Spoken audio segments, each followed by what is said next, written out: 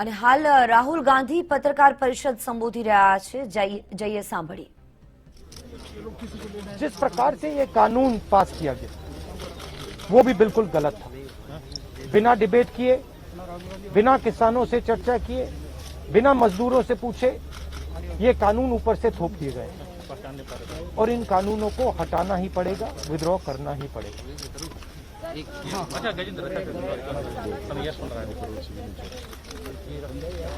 हम 3 लोग राष्ट्रपति के पास गए हैं, बट हम करोड़ों सिग्नेचर्स कैमरा नीचे करो भाई। हम किसान की आवाज राष्ट्रपति जी को तक ले गए। क्या कर रहा है? सर्दी का मौसम है और पूरा देश देख रहा है कि किसान दुख में है, दर्द में है और मर भी रहे हैं। प्रधानमंत्री को सुनना ही पड़ेगा। और मैं एडवांस में चीज बोल देता हूं। मैंने कोरोना के बारे में बोला था कि नुकसान होने जा रहा है। उस समय किसी ने नहीं बात सुनी और आज मैं फिर से बोल रहा हूं, किसान के सामने, मजदूर के सामने कोई भी शक्ति नहीं खड़ी हो सकती है। अगर प्रधानमंत्री जी ने कानून वापस नहीं लिए, सिर्फ बीजेपी को नहीं, सिर्फ आरएसएस को नहीं, देश को नुकसान होने जा रहा है। बार-बार बीजेपी कहा जा रहा है कि जो किसान बैठे हैं, ये नक्सल हैं, खालिस्तान में विपक्ष ने बरगला रहा है।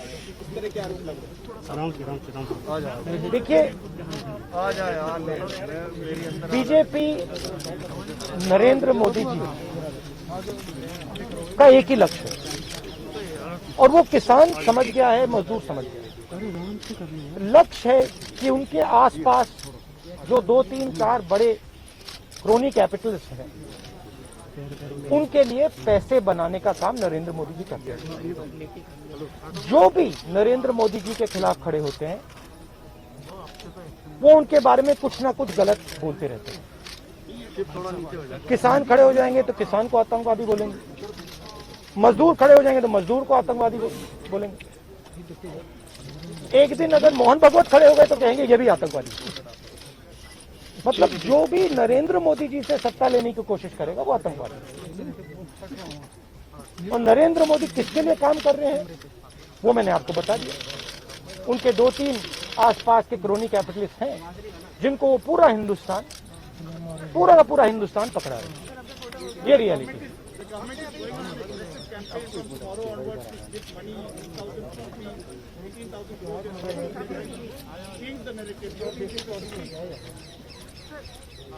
Look, the point is, it's a very simple thing. There are millions of people who live off our agricultural system. Large percentage of our people live off our agricultural system. These are laborers, they are farmers, they are small traders. These are these people. And they are the backbone of the country. Now, we understand that agriculture has to be reformed. What we are saying is that if you destroy this system, these millions of people will have nothing to do. They will not be able to feed themselves. And you will create massive destruction, massive pain in the country. Why is the Prime Minister doing this? It is a very simple calculation. The Prime Minister is doing this because he wants to help 2 or 3 business people. He does not care what happens to these people. He will construct whatever narrative he has to construct to make sure that the wealth transfer that is taking place to 3 or 4 people continues. He will call people terrorists. He will call people anti-nationals. He will call people criminals. He will do whatever he has to do to transfer the wealth from these people, the backbone of this country, to those people. 3 or 4 of them, 5 of them. That's the crux. And we are fighting this. We are saying that in India, where you have destroyed the agricultural system, will not function. Just like I said, Take corona seriously. Corona is going to kill people in massive numbers if you do not act. At that time they said, scaremongering. Now they're not saying scaremongering. When I suggested to the Prime Minister that do not do this in a centralized way, give power to the Chief Ministers, he didn't do it. He caused thousands and thousands of people to die because he didn't do it. And then afterwards, after I said it in the press conference, he did it.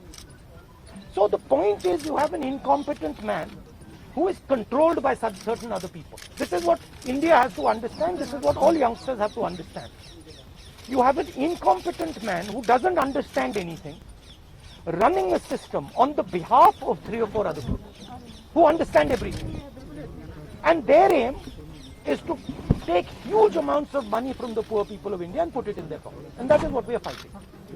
And frankly, it doesn't matter what you think right now, because all of you will face it. There's not going to be a single person in this country who's not going to face it. If you're a farmer, you will face it. You're a small businessman, you will face it. You're a journalist, you will face it. This is an assault on the idea of India. That is why we're standing here. That is why I've gone to the President. That is why we signed these forms.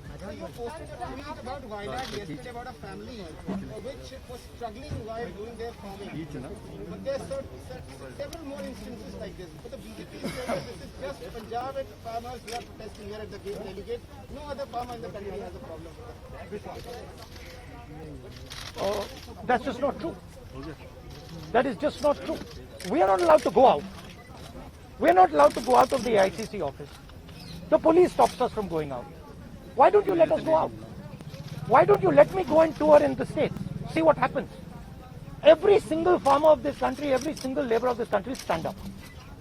But आप police लगवाते हो, हाथरस जाते हो, arrest करते हो, तो AIC से हमारे MP को बाहर नहीं निकलने देते हो, और फिर कहते हो कि भैया मतलब सब कुछ ठीक है. और Prime Minister needs to realize that there is a limit to this. आपने थोड़ा सा करना है, आपने 2-3 लोगों की मदद करनी है, थोड़ा सा करना है, आप कर सकते हो.